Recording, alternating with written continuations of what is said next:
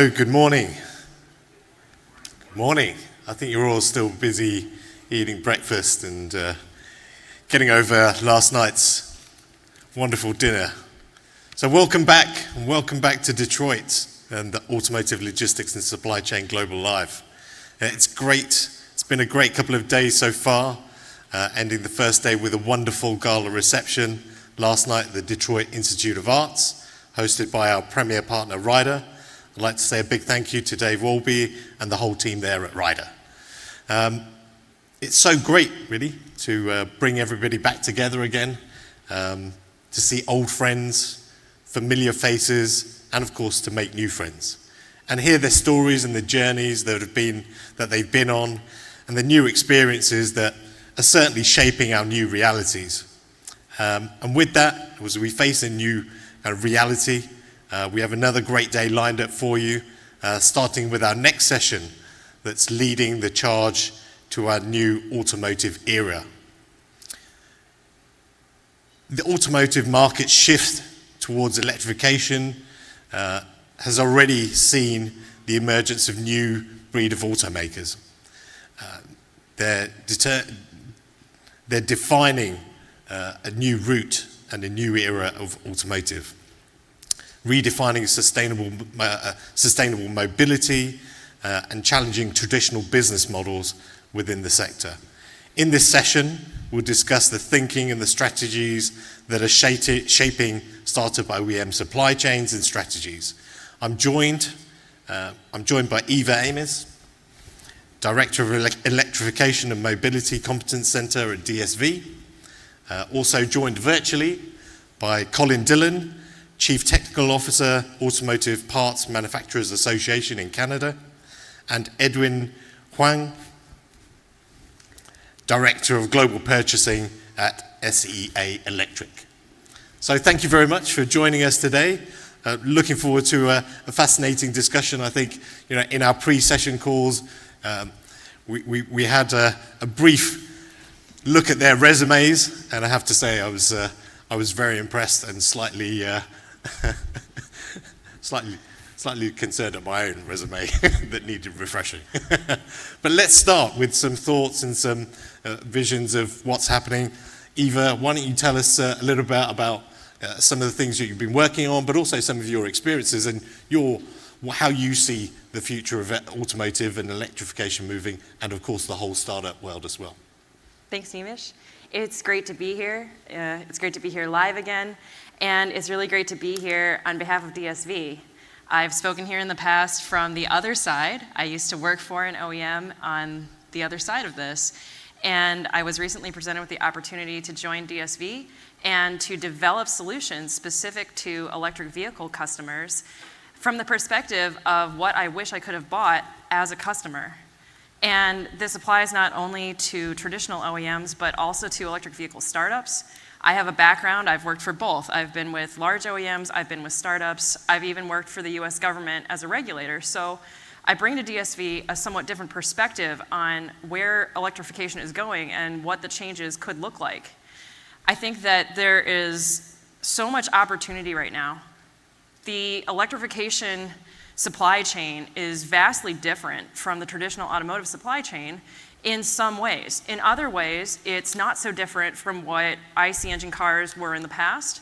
With all this uncertainty comes opportunity, and I think that with the concept of the electric vehicle having a circular supply chain, we can draw on some of the lessons that other industries with batteries have had and blazed the way. And I think that there's opportunity for automotive to blaze a new trail as well. Thank you very much, Eva. It's really interesting. I think, your role in the past, and you talked about the kind of supply base and linking that and the demand planning, but also now coming at it from a logistics perspective as well, right? And linking those two together, that's certainly something that requires a lot more thought, right? Absolutely. The concept that logistics and supply chain should be linked is sometimes tough to execute. When we work with the startup customer, there's a ton of opportunity because there might not be a set way of doing things. And we see a number of different strategies for working with this, whether it's hiring someone who has experience from a more traditional company, or whether it's taking someone from a non-traditional background and putting them in that supply chain role. And I think that there's opportunity for the startups to take some lessons learned from traditional supply chain, but I also think there's a ton of opportunity for traditional OEMs to look to startups and ask themselves, what if? What if we restructured a little bit? What if production inbound and after sales collaborated? What if there is a medium between these two extremes where you tear everything up and you follow exactly what's been done in the past? Fantastic, yeah. Well, let's continue that conversation. Let's hear from Colin. Colin, welcome. I know you're there in Toronto. It was great seeing you last week. How are things there today, and welcome. Thanks, Nimish, and I wanted to do the ground control to Major Tom thing to say I'm actually not in front, I'm somewhere in orbit. But yes, you blew my cover. I'm actually over here in Toronto, Canada, and again, thanks to Automotive Logistics and Supply Chain for inviting me. And you know what, we are going through a really interesting transitional kind of period. Personally, myself, Detroit was like a second home to me for nearly 2 decades when I worked at a major tier one. You know, having to come down and meet the folks over at GM and Ford and Toyota and the others and Stellantis. And I think some of the challenges that, for example, personally today I'm working on as part of the senior leads on Project Terra is Canada's trade association is, you know, building out Canada's first zero-emission concept vehicle. You know, when we initially kicked off the project, everyone thought we were absolutely bonkers. You know, what the hell does a trade association know about building, you know, whether it's a single concept vehicle or more? But we've done this because of the strength of our membership and the fact that you have some of the global key tier ones as members of the APMA. And the reason we're doing this is also to try and prove out, you know, it is truly a demonstration vehicle of the highest order.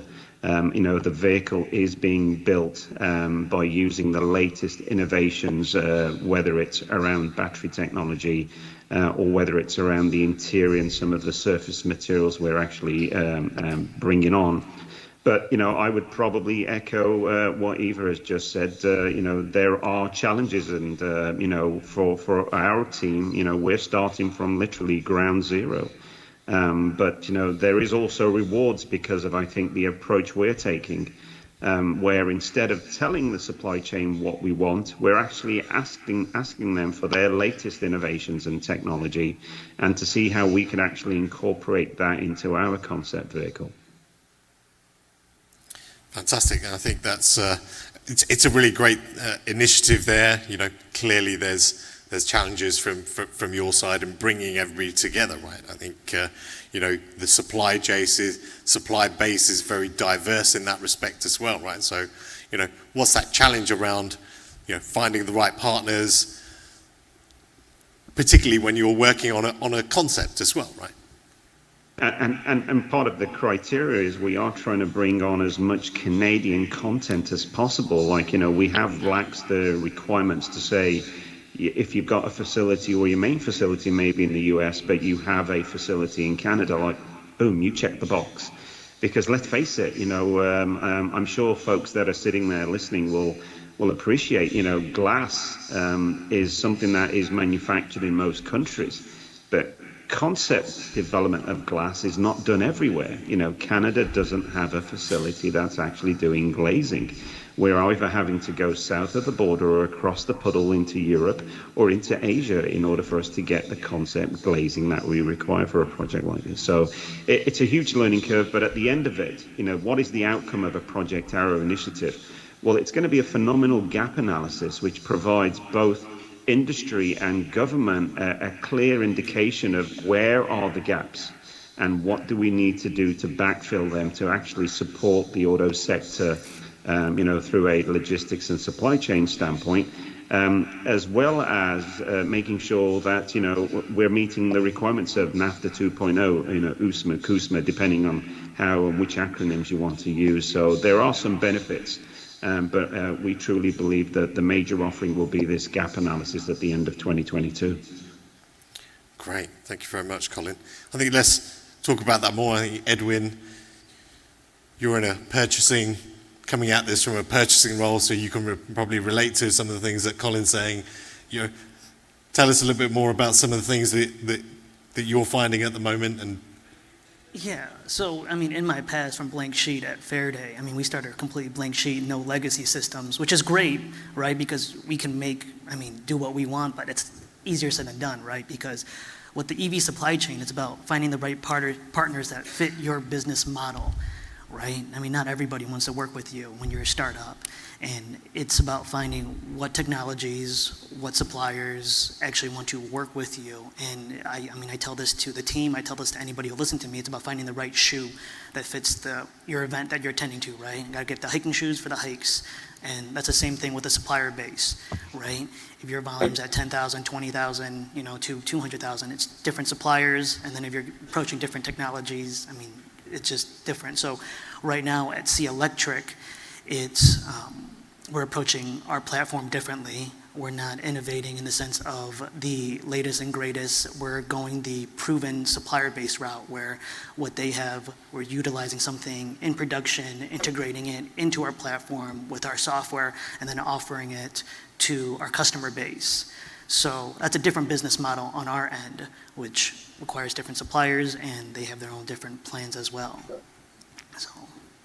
Fantastic. So when you're starting to pull all of this together, right? I mean, you're not talking about big volumes, right? So you're not saying, okay, well, we're going to build 10 million cars this year, right? Or maybe you are. You get a huge order. Wonderful. How do you go about kind of sourcing that, adjusting your supply base, the demand planning for that So I'll take this. So in regards to sourcing, I mean, it's about being transparent up front, right? I can show any supplier numbers on a spreadsheet. Hey, we're going to hit 50,000, 100,000. But at the end of the day, it's just being transparent. This is where we're currently at, and just being upfront. Hey, we're currently in research development. These are our goals. This are the numbers that we want to hit.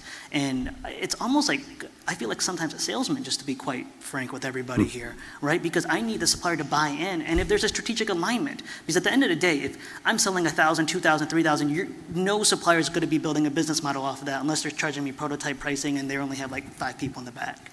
But it's about building a long-term partnership, and hopefully that supplier has it in their strategic roadmap to either build out an EV customer base and wants to work with you, right? I mean, that's part of it. So.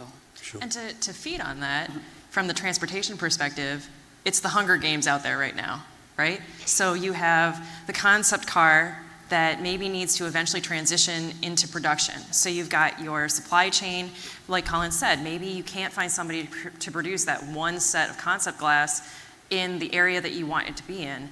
And maybe it's so tough to get those suppliers in line that even though, like Edwin, maybe you're moving to production, you just don't have the bandwidth to think about that right now. Or maybe you don't have the experience or just the resources to take the time and set that up.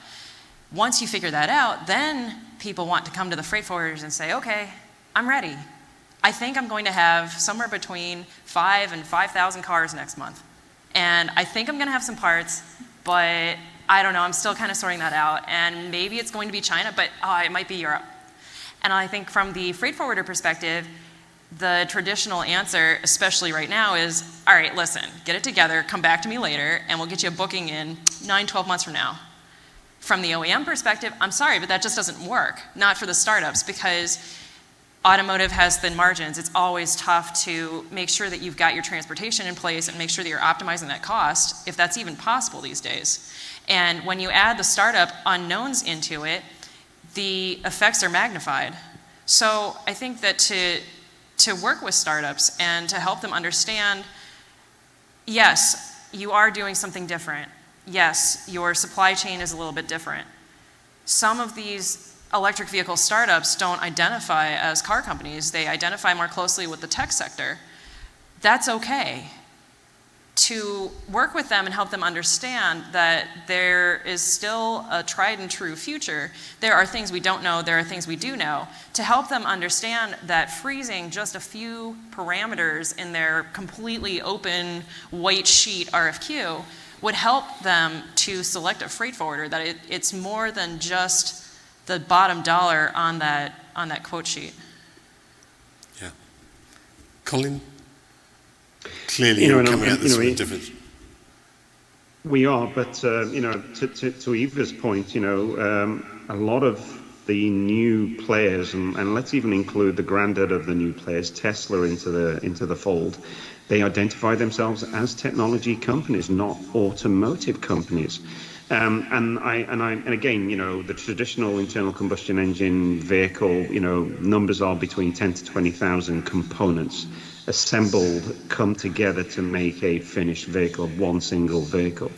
And we all know EVs tend to have a lot less, there are a lot less moving parts and components. And so as much as that is an advantage, the challenge that we're also facing, and all OEs, traditional and startups, is the fact that we've got over 100 ECU computers on your average premium vehicle today.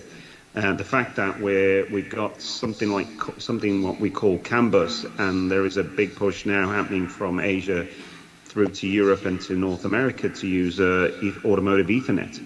And so, not only are we trying to, yes, there has always been advancements and development in internal combustion engine vehicles year after year, but I feel we're in this predicament now where there are some major technology advancements happening, and let's be honest and let's be truthful, we don't all grasp technology like we should. And I could talk about cybersecurity, just that alone, and the challenges we're going to face through a supply chain, and how important it is for our supply chain to be cyber secure as we're trying to build the vehicles of today and tomorrow.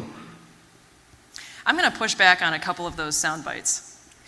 We hear all the time that electric vehicles have fewer moving parts, so there's less for freight forwarders to do, there's less logistics involved, there's less supply chain. I argue that vehicles have never been more complex, and that we need to start thinking about vehicles in terms of not only their physical components, but also their software.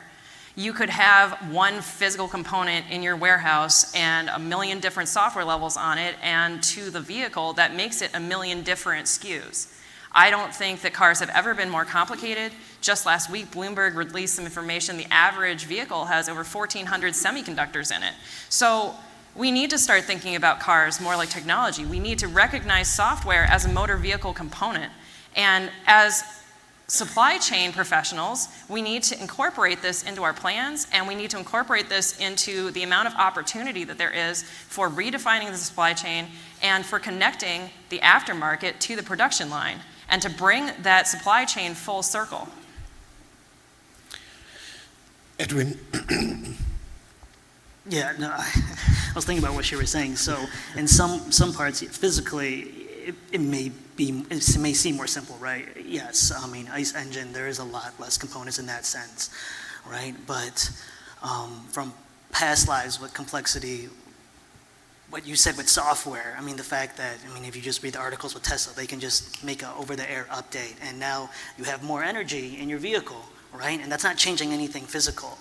So, one of the things we're doing at C Electric is offering different modularity approaches on our platform, but one of that's just through the software, right? So it's like, okay, we just take this part off, have this, now you have this much range. So, you can have one vehicle, either XYZ or this, other way as well.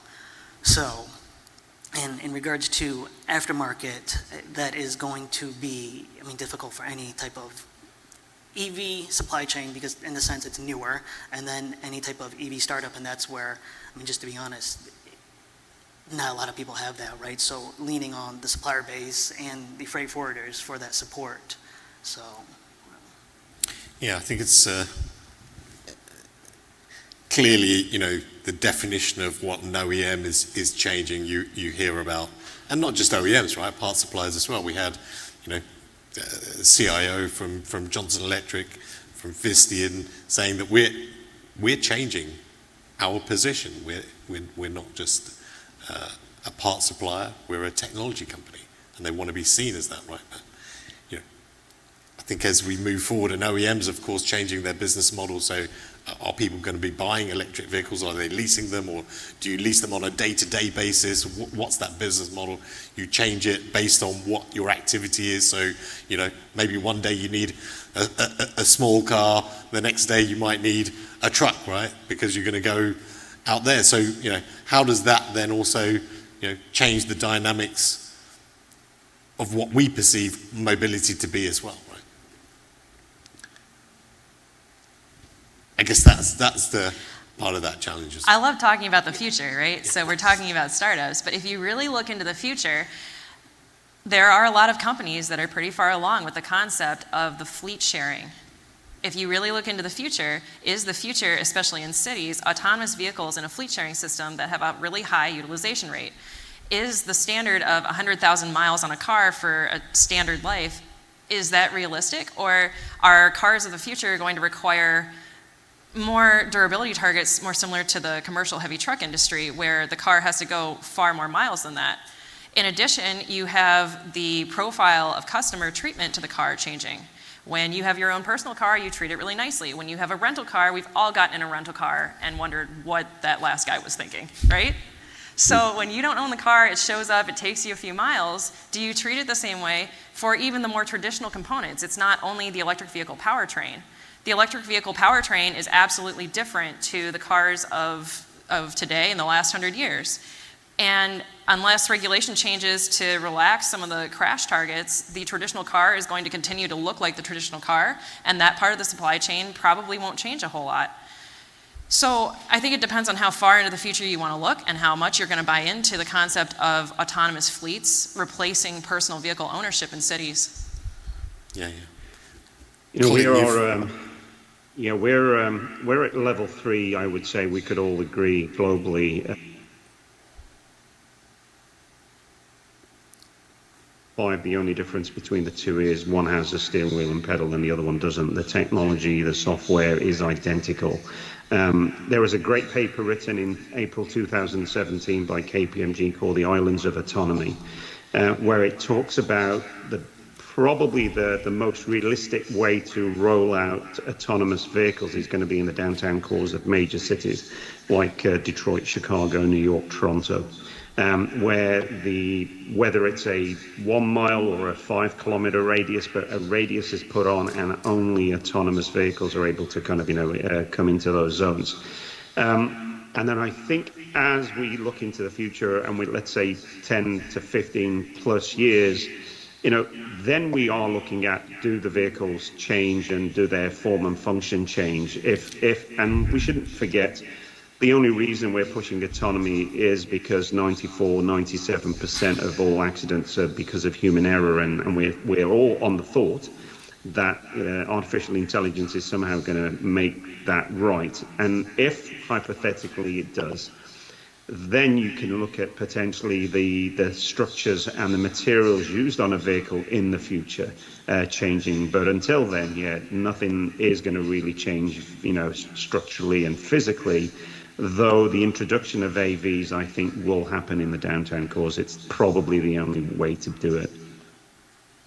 Bringing this back to logistics and supply chain, I think that it's awesome that I get to talk to customers who are thinking about the future, who are thinking about not only changing from internal combustion engines that are going to change radically. There is chaos and uncertainty, and from that comes opportunity.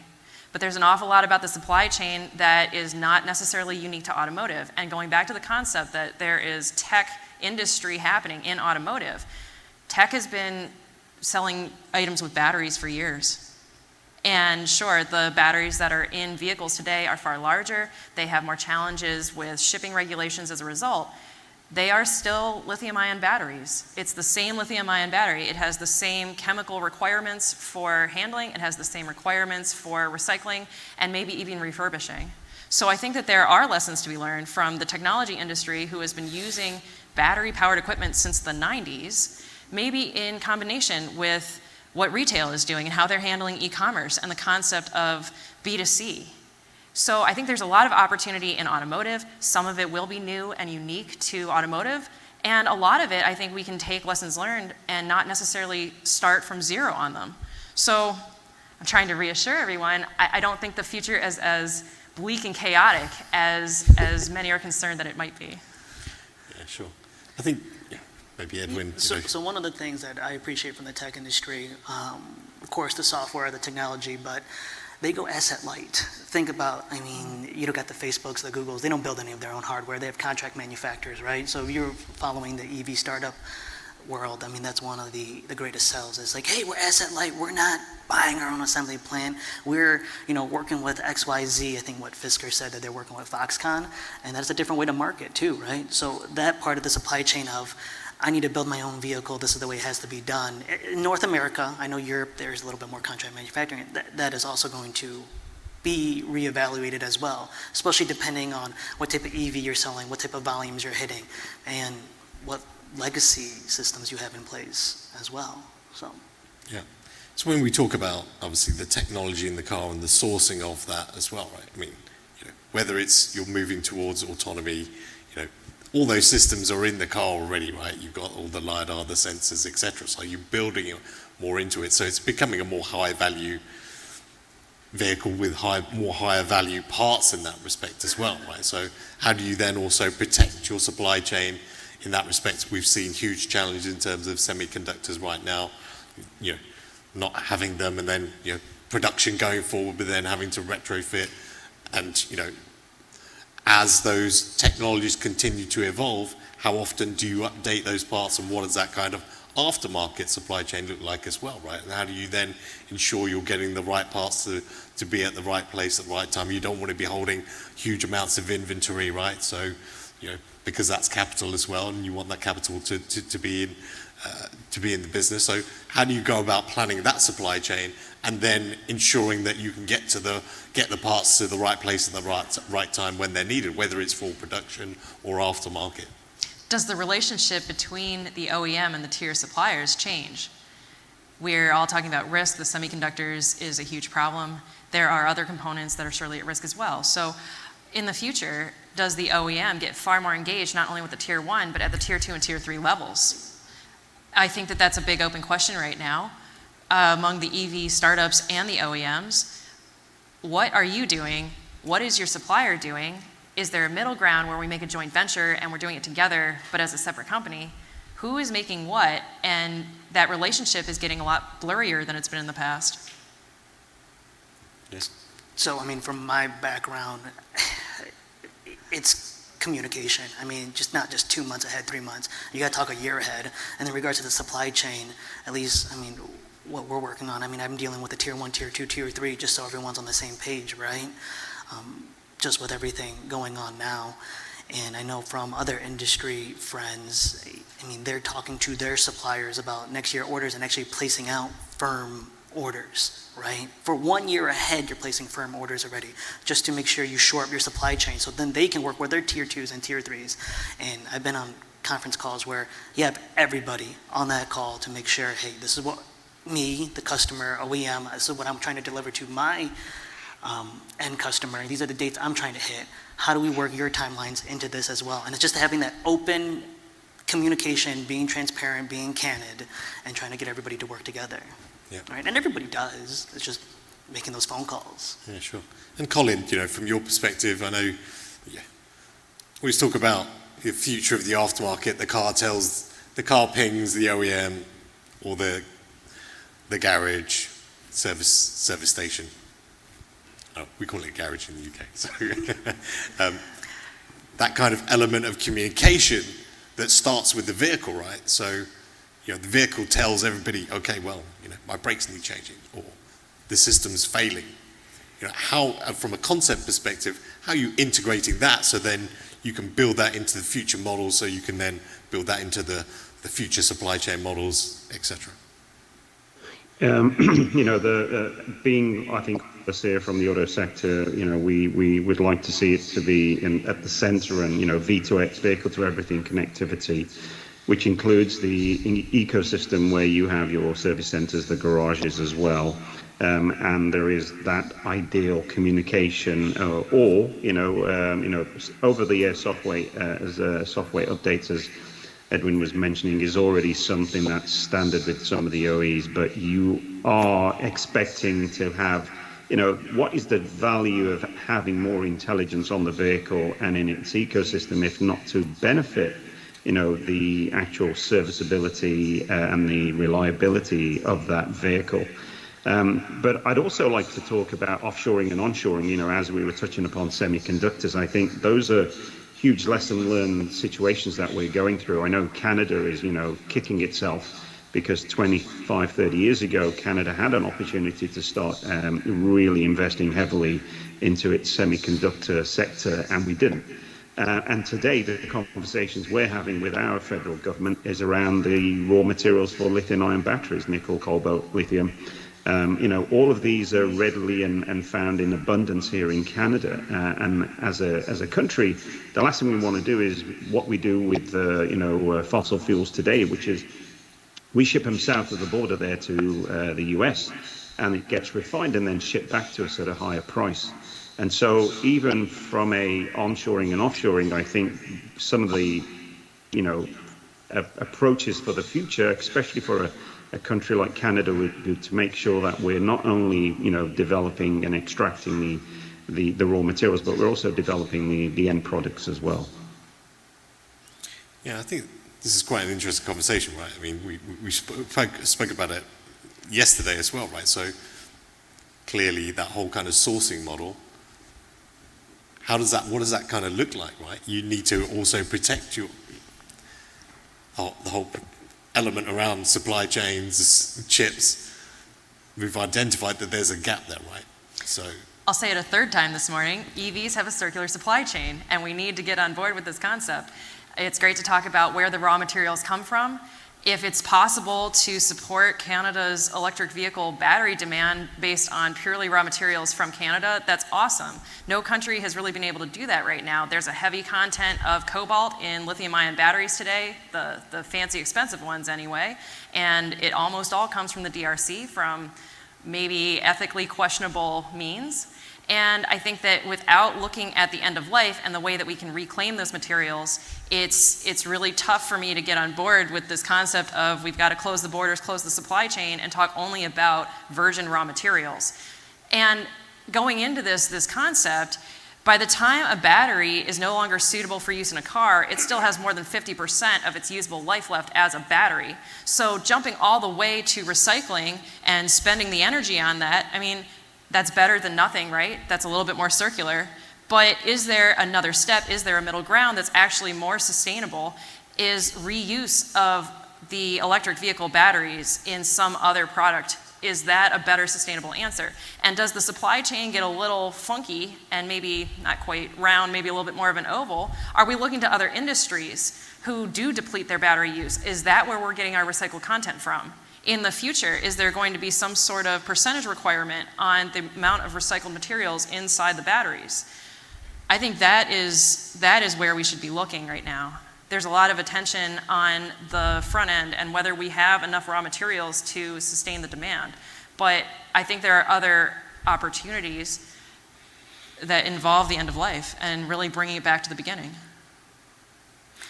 Yeah, I mean, just sort of comment on that. It's like with batteries, with the raw material, you could look at it as aluminum. I mean, this is just piggybacking, adding on to where the supply chain with aluminum, it comes from the mills, right? Let's just, somebody like Novelis, they ship it into the OEM. The OEMs, you collect all the scrap, and guess what? It gets shipped back to Novelis, and then they reuse it within the entire process again, right? So they can reclaim it. So that process exists, now it just needs to be, utilized with other commodities, right? Absolutely. And it just needs to be built out as well. And battery technology will evolve to start to use more materials that are available in local countries. We will hopefully get away from some of the materials that we're having a hard time getting in a sustainable, ethical manner. yeah, and clearly the whole element of measuring the CO2 emissions within that supply chain as well. And does it make sense, right, to then be shipping that? Yeah, I mean, you run the business cases, but I can tell you right now the other two OEMs off the top of my head who are doing it, who have the complete loop, and they're running, aluminum programs, and I know it's highly encouraged from the tier one side. Yeah, and as we you continue to talk about that sustainability element of that, either rightly so, where are the materials coming from? The end product is a battery. It has a certain life point where it then, something needs to happen, right? Whether you keep it, use it, repurpose it, or recycle, how does that affect the whole kind of supply chain? I mean, from your perspective, you've got to think about then, how am I going to transport and where am I going to store and, what does that look like? Is there opportunity to change the way that some of the regulations restrict the size of the goods that you can move really easily? Is there a way to improve serviceability and training and safety? We're all really concerned about safety, right? Everybody cares about safety. So how do we make batteries that are serviceable and components that are used and maybe damaged? Is there a way to move them in a safer way? Do we play with the regulations as they are today? Do we consider that in the design of our projects? Are we thinking about that even when it comes to packaging? Are we considering the enormous cost of logistics on the end cost of the product itself? Logistics has a tendency to be kind of forgotten and left in the corner, right? And we think about it last. Well, maybe not those of us in this room, but I think everyone here can agree that we wish that logistics was given a little bit more consideration up front. With the enormous costs today, it's never been more important. And with this cost, hopefully there's a little bit more visibility in your organization to get the attention that you need to push for more PFEP and more consideration for not only the commodity itself, but the packaging that's going to be required to move this. Are there things you can do to optimize your pack out, to get more in a container, to not need so much regulatory scrutiny when you're shipping these commodities? Opportunity. Absolutely. And Colin, let's think about this. This is always a conversation that we've had many times when we talk about logistics. It's like, well, we've got this challenge, the shipping of the vehicle. We can't ship the vehicle because we had to redesign because that wasn't thought about. The shipping of the vehicle wasn't thought about in the design of the vehicle, right? So from your perspective, Colin, how are you thinking about logistics, transportation, supply chain when you're designing that vehicle from the get-go? Many OEM startups that we've had conversations with are starting to think about, okay, well, we designed this car, but actually we can't drive it onto the back of a car carrier because it's too low. So we need to have different settings. How are you kind of factoring that into the concept as well? As mentioned, Project Terra, just because of the nature of the project, is quite insular to try and, promote Canada's capabilities. We launched this project just prior to Ford and Stellantis and GM making announcements that they're all going to be building EVs in Ontario, Canada. But really, the challenges we were looking were to really identify some of the known gaps, and then to be able to help hopefully develop programming to provide backfill to this. But what we have done for Project Terra is we brought on Fraser Dunn, he was the chief engineer over at Aston Martin and just finished working on the Valkyrie, a car I'm sure that's parked in your driveway back home, Neemish. And so the approach or the best practices that we're going through, developing a concept, to be very truthful and honest, we actually haven't even thought about the fact that, yes, we've got to put potentially, 1,000 of these or, 7 of these or 10 of these onto the back of a trailer, and how will its suspension and clearance and what have you work. Obviously, what we have done is identified a sector, and the vehicle is an SUV, and it's actually a mid-size SUV. And so based upon the kind of global standards, it fits that kind of general envelope. But I do think, it is a question that needs to be asked and addressed. And, and I am hoping by the end of 2022, as we come to the end of Project Terra, we are then looking and asking some of the questions that have been brought up by the other panelists with regards to the importance of logistics and supply chain. Knowing, let's not be naive, knowing that we aren't necessarily, if this ever went into production, we aren't going to just go for a Canadian supplier, because the reality is that somebody in China is going to be able to provide the same tech or parts for a fraction of the cost. Yeah, thank you. What brings people to startups is the cool concept that you can go clean sheet, to be free from the shackles of, this is the way we've always done it. This is the way the last model worked. sorry, I already bought the tool, right? To be free from that. That's why we go to startups. That's why we challenge what's hard, because we want to ask what if. And I think that the partnership of a strong 3PL with the EV startup mentality is a super powerful combination, because we also want to try new things. We also want to ask what if. And you are so focused as the EV startup on the technical and the new and the challenges of your actual product, it is really hard to keep up with the regulations for just the battery, right? And that's one component on the vehicle, let alone the entire vehicle.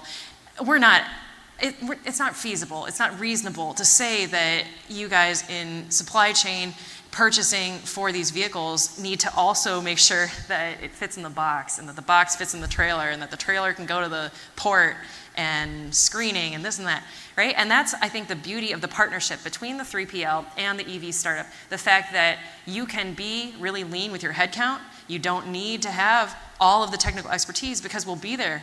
And the more transparency and communication that you can give to your 3PL, if you find a good partner, the better result that they're going to get that's tailor-made to your solution, and constantly challenges that question, what if? Why does it have to be that way? Yeah, absolutely. Certainly we've talked a lot, over the last day or so, 2 days, more today to come. And the conversation is about, partnerships, about collaboration, about, starting to come together and collectively think about these problems that we're facing, right? We've reached a point where, and maybe it was a good thing that, you had some of these challenges, right? Because it's forced people to think differently, think outside the box, to say, actually, well, let's come together and solve these problems. So, I know we're kind of reaching our time, so I'd like to ask you, what are your top priorities? What's the one or two things that you'd like to see change, and what are you interested in helping to shape the future? Let's start with Edwin. For me, it's just more transparency amongst the supply chain, right? Easier said than done, but it's having someone else, when you're working with your partner there, opening up their playbook as well. What is going wrong? And just what Eva said, just being open and collaborative about it, right? Because usually when I pick up the phone, it's not to yell at somebody, it's like, how can I help? It's like, Jerry Maguire, help you, help me, right? So that's what it really comes down to for me in regards to priorities. So, I got to be in production in the next 2 months, so that's all my mind's on right now. Help you, help me. It's not show me the money, right? Colin.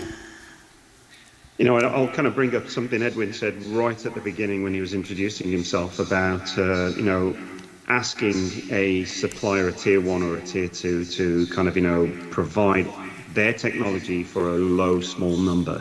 I swear to God that my knees and my pants have all worn out because I'm on the floor so often just begging, because that piece of technology is amazing, but I'll be frank, a lot of tier 1s just don't have the bandwidth to be able to say, look, they may only ever require 1,000 of these, and why are we going to put all of that engineering and support and effort into this when we can go to a traditional OE that's going to request 100,000 of it? And so in a crystal ball scenario, the wish and the hope would be that that changes in the future, that you're able to work with some of these major global tier 1s that are willing to look at lower volumes for startups, because I don't think startups are going anywhere. I think what Tesla's done and opened the door, and we always use Tesla as the example, but there are many more. Robert Bollinger's found a place there in Michigan as well. Robert's originally from New York, so there are multiple startups. Some are going to go for high volume, and some of them are going to be comfortable producing low volume, and they still need to be supplied as well. Fantastic. And Eva? Our customers' success is our success. We want to support a healthy supply chain.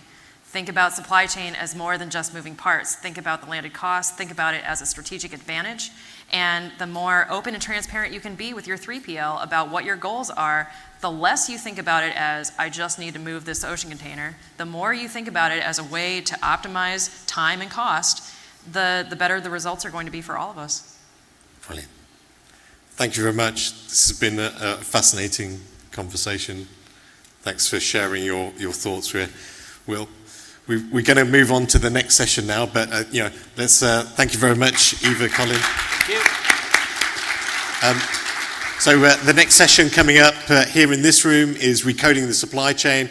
We also have an ideas lab that's coming up, which is how can supply chain innovation build a sustainable electric vehicle industry. So look forward to seeing you all there, and thank you very much.